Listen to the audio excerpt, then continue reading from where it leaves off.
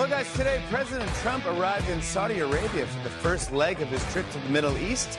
Yep, Trump is in Saudi Arabia. He's hoping to make $1 trillion worth of deals, ranging from shady to sketchy to sus. I swear that laughter's canned. I can't be 1,000% sure, but that sure sounded like canned laughter. And I'm an expert on fake stuff. It is the Chris Plant Show. Mike Opelka in for my friend Chris Plant. I'm here for a couple of days, and we'll try and get to everything. But yeah, the president signing deals with sovereign nation funds that are committing to spending trillions of dollars in this country. And you're unhappy about that? How does that make any kind of a sense? I wonder. I really wonder how that makes any kind of sense. Oh, no, we don't want companies investing here. We don't want countries investing here. That's just stupid. That's the word I'm going to use. It is Mike Opelka, as I said. You're welcome to join us, 888-630-9625. A lot to discuss today. The president had his big event before dawn on the East Coast. He did a bit of an address in Riyadh and then got on Air Force One and flew to Doha, Qatar. The place that's wanting to give us a plane, a $400 million plane. And the left is saying, oh, they're giving it to Donald Trump. No, they're not. He's flat out said it's going to the DOD. There are a lot of reasons why we should question it, but if it's a legitimate deal, why wouldn't we accept it? Look, Air Force One is 40 years old, or on the verge of being 40 years old. Do you want the most powerful man on the planet flying in a 40-year-old plane when other world leaders are flying in planes that are more advanced, maybe safer? Now, the plane needs to be tricked out. We need to pimp his plane, as they say. You need to put the new avionics on the plane, even if it's a couple of years old, and you need to put in the defensive capabilities that Air Force One has. And as it was explained to me by a guy whose dad worked on the original Air Force One, the plane that's currently in service, the Secret Service and all of our protection agencies have to be aware of everything that's on that plane. So, yes, they will have to check it out. They will have to break it down to make sure that there's nothing nefarious implanted in the new Air Force One. But why wouldn't you want to save $400 million for the American people? Why wouldn't you? And so the usual suspects are out there trying to make hay of this. Jamie Raskin is out rattling pots and pans, saying, oh, it's grift. Yeah, it's not going to Donald Trump. And just make sure it's legit. That's all I'm saying. Why should we get upset about it? Why should we get upset about saving the people money? Schumer's going to be mad about this, too. You know, he's mad about everything. And the interesting thing that I'm finding out about the Democrats and their friends in the left side of the mainstream media is that they have stopped running cover for Chuck Schumer and for Joe Biden. At least it appears that way. You know, we're in the middle of this surge now of everyone confessing that they knew Joe Biden was damaged. He was broken. We knew he was falling apart. They talked about whether or not he was going to die in office and what to do because Kamala Harris would then suddenly be the president. Like, you guys didn't know this when they were sworn in? Seriously, that's the rule. Sure, the president is sworn in and you hope the president serves their term, a Democrat, Republican, whatever. But I would be a little shocked if there were not an automatic contingency plan that everyone was aware of before it got to the point where we faced Joe Biden in serious cognitive decline. And maybe now we'll hear the story of the Alzheimer's doctor who visited the White House. Maybe now we'll hear about that. I doubt it. I want to get into the plane. I want to get into the story of what the Democrats are now saying about Biden's mental state. But I also mentioned this earlier. I believe the effort is going to be now on making Joe Biden a sympathetic character. You cannot pick on him because he's having a health crisis. He's 80 years old. He's having a problem. They found a tiny polyp in a routine investigation, a routine checkup. So does that mean we can't talk about what happened? They found a small nodule during a prostate exam of Joe Biden. So does that mean hands off? We can't ask questions? I want him to be healthy. He should enjoy his retirement. He should go to his beach house that we built the giant wall around, paid $500,000 to build a wall around the Biden beach house in Lower Slower, Delaware. I want him to enjoy his retirement. But we're not going to stop asking questions about the people who covered up for the serious cognitive decline. And what about the auto pen? Can we get to the bottom of that story, please? I think it's okay to ask questions. I think you're supposed to ask questions. Let's grab a couple of calls here and see what's going on. 888-630-9625. Rob is in Montgomery County. Hello, Rob. I'm on the radio. Good morning. Good morning. Behave yourself. I am. I was at work. Mike, thank you for taking over. And they need to give you that slot, like people were saying yesterday in the afternoon. And you have my vote. Okay, you have my vote. Thank you, Rob. You're very kind. Well, we appreciate all that you all do, believe me, because we're hearing one important fact, the truth. Anyway, AOC, I know she's on and off the news a little bit, but I was talking to the screener, and she's so nice and polite. She reminded me that I needed to change my middle word for her. My new, it's all out corruption. That should be AOC. All out corruption. Oh, I like it. I like all out corruption. I also like Alexandria occasionally coherent. Anyway, we got to laugh with some of this, but getting back to what President Trump's doing and the Democrat Party completely imploding. They're completely in destruct mode. They can't even fake a beard correctly. Anyway, some of these people. So, really, it's like you look like my 16-year-old son, But anyway, listen, keep up all the good work. I had some other things to get to, but you have a lot of people calling, and have a good week. God bless. Stay safe, and thank you again for what you do, sir. Oh, thank you, Rob. Very, very nice words. Thank you, appreciate it. And everyone, remember, turn your radio down. Thank you. Jane is on the phones. Be kind to Jane as well.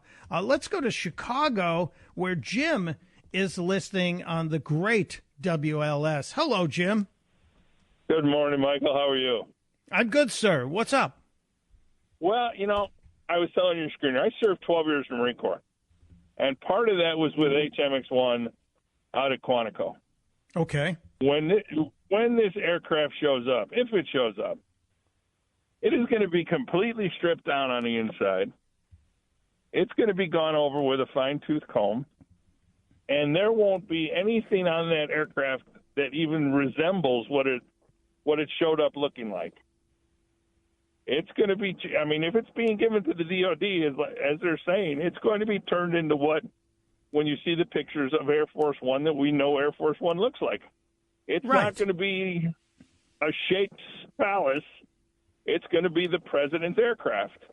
Yeah, it kind of looks like a pimped out plane. I've seen the insides of it. I would not be ashamed to own that plane myself, but it's not presidential. It's pimpish to me. Yeah, absolutely. And having served a little bit of time in the Middle East, that's pretty much every palace you go into. But I have no problem with them giving this thing, if it's truly being given as a donation to the DOD and there's no strings attached, okay, let's save ourselves $400 million. Boeing is so far behind on building the two that are supposed to be replacing the current aircraft. Why not? Yeah, I think that makes good common sense, but there are a bunch of people who are intent on finding something to be angry and offended about. We call them the offendinista class, Jim. They wake up every morning, Absolutely. They get ready to light their hair on fire the minute they find something they disagree with.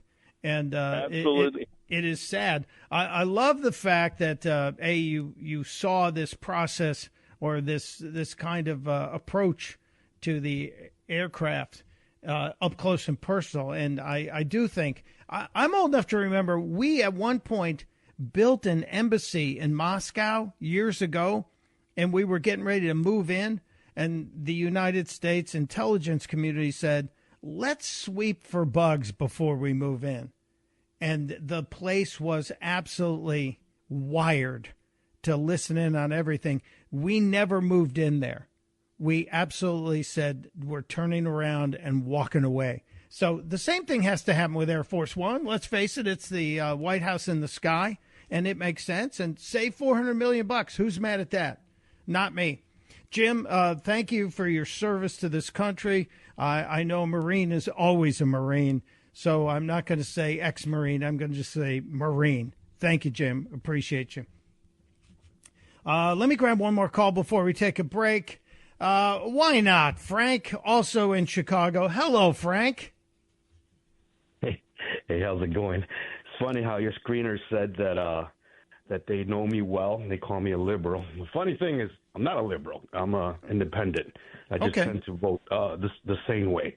Like I probably vote 70% Democrat, 30% Republican, believe it or not.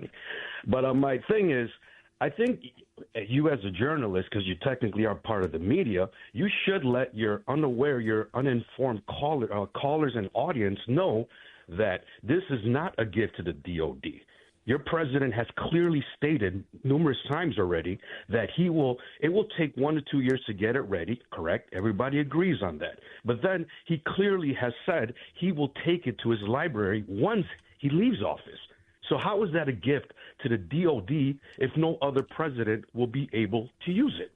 Well, it is Frank, you can ask a question and let me answer, or you can filibuster. Here's the deal. It goes to the DOD. They will fit it.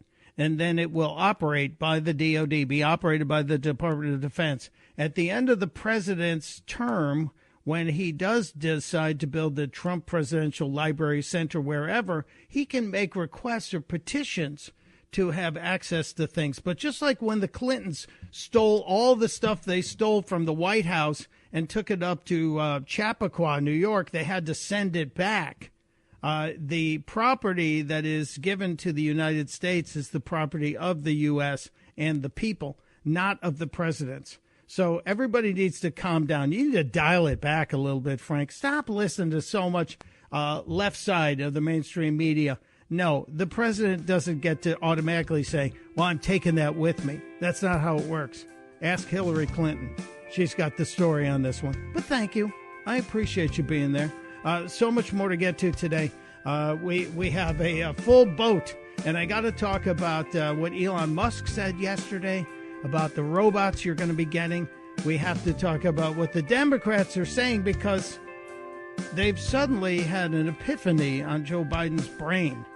Oh, this is fun. This is really fun. It's Mike Opelka in for Chris Plant on The Chris Plant Show. Chris here with a list of things that none of us should trust. The Washington Post, the New York Times, anything on CNN. Here's a list of things that I do trust. The Washington Times. Support real journalism for just $1 a week at washingtontimes.com/Chris. It is the Chris Plant Show. Mike Opelka with you, sitting in for my friend Chris Plant for a couple of days and trying to wrap my head around some of the things that people are saying. And we were talking about the plane from Qatar, or is it Gutter? I never know. It's Qatar, Qatar, gutter. Everybody's got a different term. Maybe we get the Qataris to tell us. Sounds like a video game company, doesn't it? We also were talking about how the Democrats were reacting to the gift of the plane. And Sue is in Damascus, Maryland, with a thought on this. Hello, Sue. Welcome to the Chris Plant Show. Thank you, and thank you for taking my call. I just wanted to say something. I've known Jamie Raskin, and unfortunately, I've been represented by him in Congress for many, 30 years maybe, since he was in the Maryland State Legislature. Two things. If you really want to drive Jamie Raskin nuts, mention his father to him, Marcus Raskin, who was one of the biggest communists that this country ever produced. He went to Russia behind Ronald Reagan's back, tried to circumvent his administration. And the second thing is, during the 2020 election, Jamie Raskin was investigated by the FBI for a vote-selling scheme that he called Nader's Traitors. If you remember, Ralph Nader was in that. That campaign, and he should have lost his law license over that. He should not be in Congress because of that, and he clearly violated election law. And so maybe you'd like to comment on Nader's Traitors and Jamie Raskin, and also his communist father, Marcus Raskin. Well, you know, in the Democrat Party, having a communist father gives you bona fides. That just helps you. That builds up your street cred, as it were.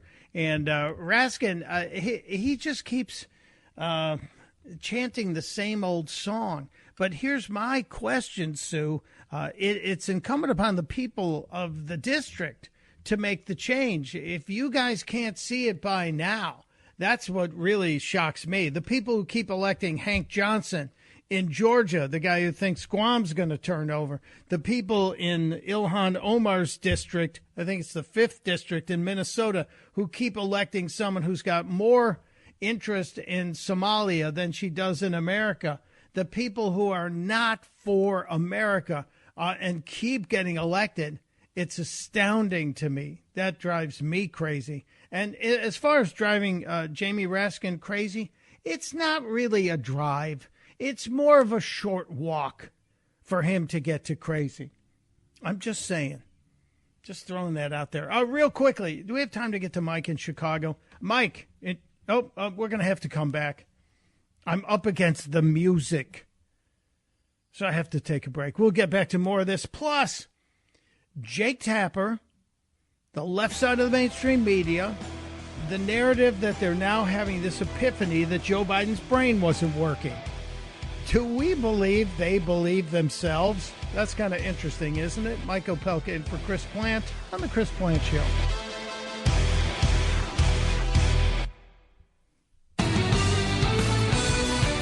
It is the Chris Plant Show. Welcome back. Mike Opelka is my name, sitting in for my good friend Chris Plant. And yes, we are not just media friends, we're friends. And I'm honored to be here on his show. If you want to join us, you can, 888-630-9625. Polite conversations, facts, always welcome, and fun is the best thing to have. I just finished a call before the break about Jamie Raskin, that rascally Jamie Raskin, and Sue in Maryland was saying, they said, we just can't get rid of him, and he's terrible, and his dad was a communist. And I did say, and I believe it, being a communist and having a father or grandfather who's a communist, that you get moved up the food chain in the Democrat Party if you have those bona fides. Alan, quickly calling from Germantown, Maryland. Alan, you want to debate Sue's points here? Oh, no, I don't want to debate. I just go correct it a little bit. Okay. Number one, he hasn't been in Congress for 30 years. He's only been in Congress for less than 10. And prior to that, he was in the Maryland State Legislature. And the only reason I think he got elected was because I can't remember which representative retired. So the seat was open. and now we're stuck with them because if you have a deed by your name in in this section of Maryland, you're elected. I'm so sorry. I'm so sorry for you people. Yeah, well, they gerrymandered it all the way up through every liberal town into the adjoining county. So, there's been a couple really good Republican candidates, but if it's Montgomery County, Maryland, it's going to be a Democrat. Yeah, I don't think I agree with her on everything else. I don't think you have to take your mittens off to count the strength of strong Republicans in that part of Maryland these days. It's kind of depressing. And your governor is debating whether or not he's going to sign the reparations bill, but it becomes law even if he doesn't sign it, right?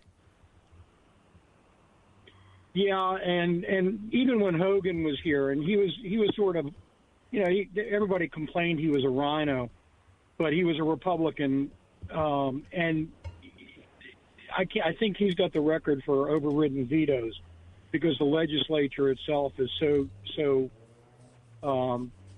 democratically controlled. They always had enough votes to override his veto. Well, I think the only good thing Maryland has going for it in the future is the reading scores are so low, nobody will be able to read a ballot going forward, and they won't be able to vote. I can only hope for you guys to have some sort of pendulum swing back towards the right, and soon, because we need a few more R's in that region. Thank you, Alan. Let me grab a couple quick calls. Then I want to get to this Jake Tapper story because it's really bugging me. Mike in Chicago, I was trying to get to you before the break. What's on your mind, sir? Well, I just want to talk about these tariffs. In the 1800s and all the way up into the Great Depression, we were exporting more than we were importing. Just about every year. And then after the Great Depression, it started to shift, and now it's way out of balance, and that's why Trump's trying to get things back in balance, and we need a little bit of patience. And I think at the end of the year, we'll see the fruits of that, and it'll be better for America. Well, here's an interesting fact that just broke on the news earlier this morning, Mike. During the first couple of weeks of the tariff war, the left was fond of saying all of these goods are stopping coming to America. We're going to have empty shelves. It's going to be horrible. And now they're saying there is so much stuff coming into the ports. We're going to be overwhelmed. So make up your mind, guys. Make up your mind. Could I just say, too, I think a lot of these young CFOs and CEOs and stuff, they want factories overseas because they love cheap labor, and they don't want Americans to make a decent wage and have benefits. And then when they ship these jobs overseas, they give themselves a big Christmas bonus of $2 or $3 or $4 million. So we got a lot of greed at the top of a lot of these companies, and they, that's not right. That's not right for the American people. Well, Mike, I think there is an awakening coming, and people are starting to see the importance of rehoming and bringing back manufacturing, et cetera, and it's a good thing. Thank you for your great history lesson. A good call. Let's grab one more here. Ann in Illinois. Ann, welcome to the Chris Plant Show. Hi, Mike. Thanks for taking my call. Regarding the plane, President Trump messed up. He forgot to use the plan.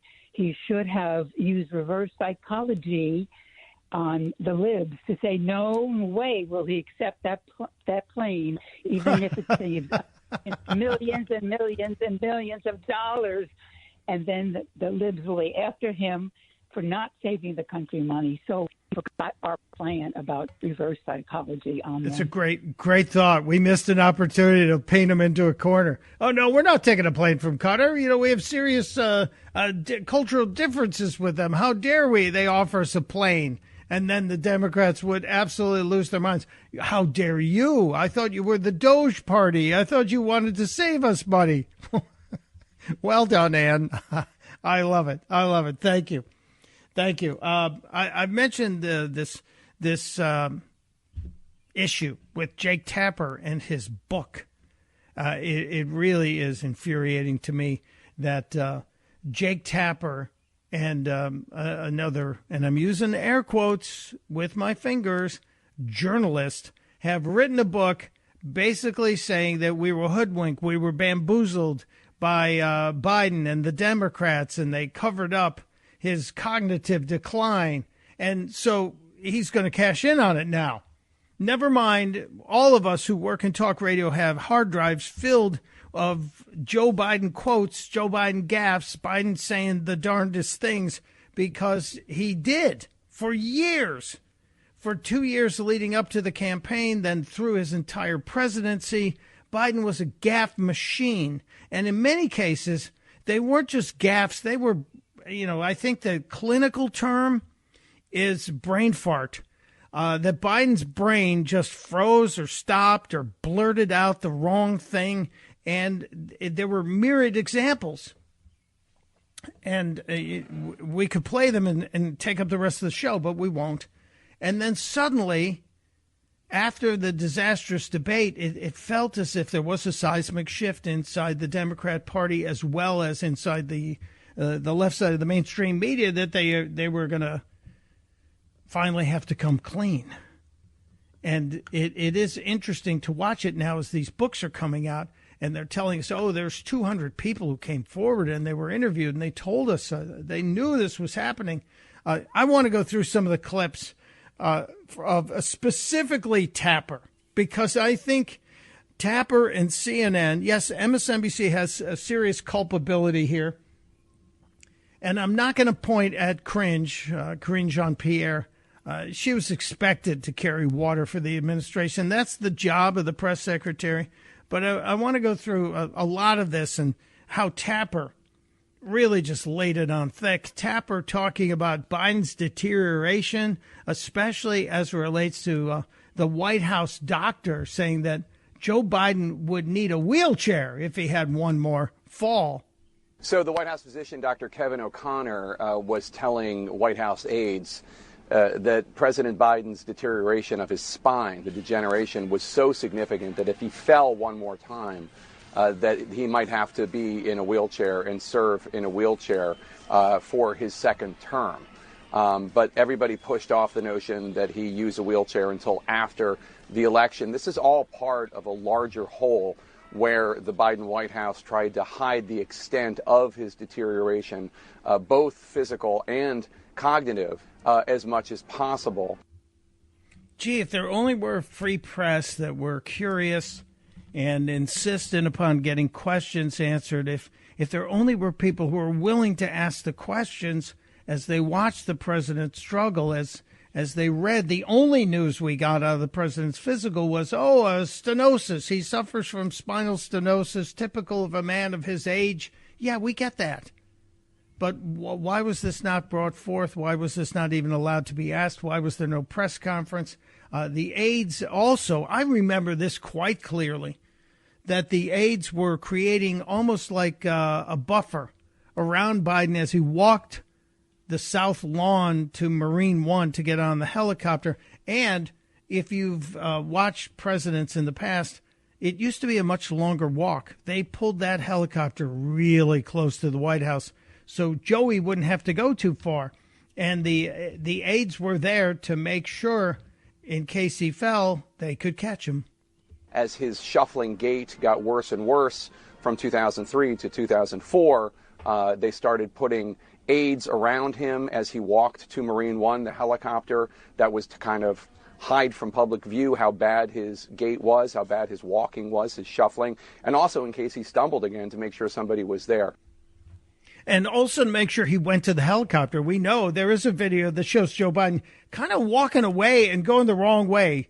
And maybe that was a return to the White House, and he kind of wandered over on the other side of the lawn. And it's almost as if they had to go send the Easter Bunny out to get him again. But this is Tapper trying to say now, the White House was preventing us from knowing all this. Tapper talking with Sarah Seidner about this and trying to question, how did the press corps not notice? You have an entire White House press corps, though, following him around. And I'm just curious as to whether or not this kind of trying to hide what was happening with the president at the time had an impact on the press corps. Like, why didn't we hear some of these details from what they actually saw and were dealing with trying to get information? At least she asked the question, but I think we all know the question was anticipated and Tapper answered. The bottom line is the White House was lying, not only to the press, not only to the public, but they were lying to members of their own cabinet. They were lying to White House staffers. They were lying to Democratic members of Congress, to donors about how bad things had gotten. Stunning, right? It's absolutely stunning. It's journalistic malpractice. And the other side of this that really bothers me is that CNN is allowing Tapper to basically take network time, which should be covering news, because let's face it, there's a boatload of news out there today, and he's selling his book. He led yesterday. I tuned in and watched Tapper's show, the opening of his book. The first 10 to 15 minutes of it was about his book. It's all about sell the book. He's trying to do a reputation rehabilitation. That's what's going on. And the other side of this, and this ties into both MSNBC and CNN, is the story of the words cheap fake. And we heard this pop up a couple of times during the campaign. There were a couple of moments during the campaign where the phrase cheap fakes came up as it relates to some of the videos that we were seeing. And I remember looking at a video, specifically the one of Biden freezing on stage at the George Clooney fundraiser, and the people were saying, no, that didn't happen. That's a deep fake. And then suddenly cell phone video from the audience started showing up. And it was undeniable what happened. Biden froze. He went blue screen. He had the pinwheel of death, as we say, when your computer freezes up on you. And Obama had to grab him and walk him off stage. But Tapper was part of the cheap fake conspiracy pushing the cheap fake narrative. Clooney is talking about this L.A. mega fundraiser he hosted along with Julia Roberts for Biden last month that helped raise at least $28 million for Mr. Biden's reelection bid. This was the same event, we should note, that Republicans later circulated cell phone video from that seemed to show President Biden freezing on stage for about 7 seconds before being led off stage by former President Obama. Now, the White House described the moment as merely the president taking in an applauding crowd for a few seconds. The White House also slammed the video as being a, quote, cheap fake. Yeah, it's a cheap fake. He did credit the White House with that, but he advanced the narrative, did he not? Yes, he did. And now he's changing his story. And we should note that the Biden White House falsely, when people showed that clip and asked what was going on, said it was a cheap fake. They did this all the time when there was video that seemed to show Biden acting in an odd or unusual, seemingly out of it way. They would call it a cheap fake. It was not fake. It was actual video. Wow. Actual video? How dare you, sir? Where is the mea culpa? I don't think we're going to get it from Jake Tapper. Or from MSNBC either. But we'll get back to this topic. It is Mike Opelka in for my friend Chris Plant on The Chris Plant Show.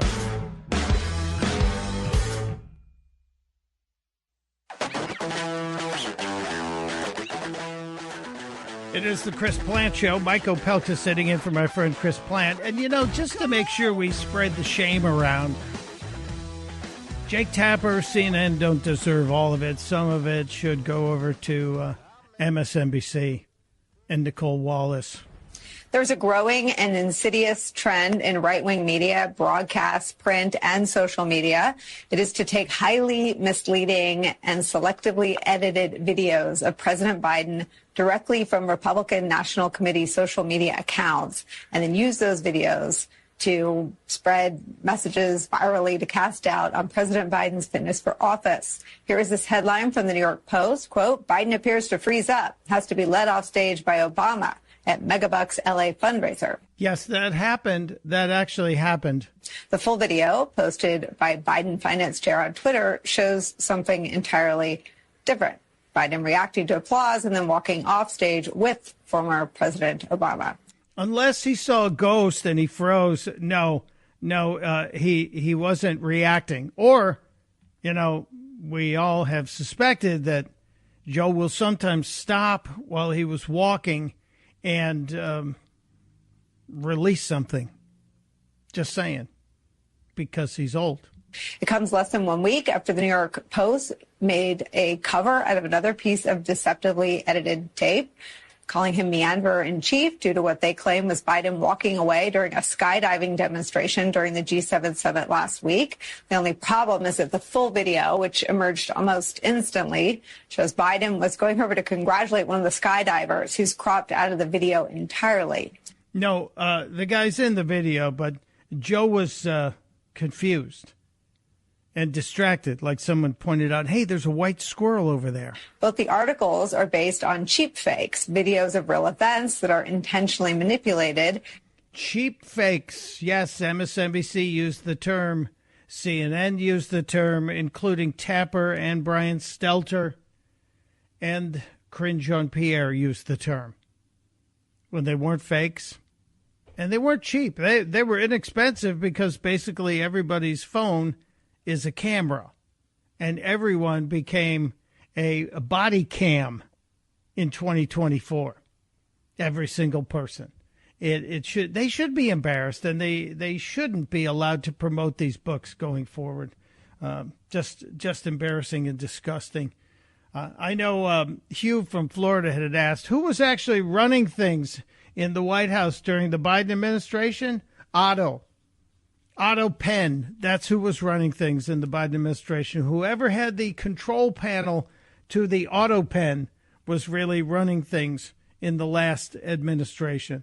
And rest assured, it is being investigated. It's just taking time. I think we're all getting a little tired of not seeing more perp walks, of not seeing people handcuffed and walked out of a building. I think we'd all like to see that happen. So try and put a button on this topic, but there's just so much. I still have to get to Chuck Schumer and the absolute embarrassment of Chuck Schumer from yesterday. And what did Elon Musk say about your robot? Or is it robots? Yeah, Elon's on the trip with Donald Trump as well. We'll get to that and more updates from the president's trip. It's Mike Opelka in for Chris Plant on The Chris Plant Show.